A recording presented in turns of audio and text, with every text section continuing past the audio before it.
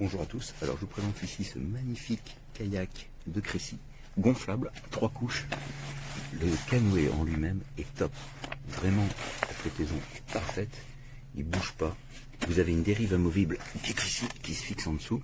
Une fois clipsée, ça ne bouge pas non plus puisqu'elle est sécurisée par un petit levier qu'il faut dégager pour pouvoir la ressortir. Ça fait qu'il navigue bien droit, il n'y a pas de souci à ce niveau-là.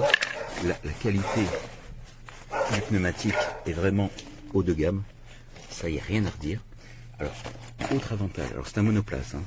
Le siège qui est ici, est lui aussi gonflable, hein, au niveau de l'assise, il est maintenu par des velcro en dessous, dans le fond du canoë, et par 2 sangles, ce qui vous permet vraiment d'ajuster la position, parce que vous pouvez légèrement les allonger ou les relâcher, comme ça vous pouvez ajuster votre dossier selon vos préférences.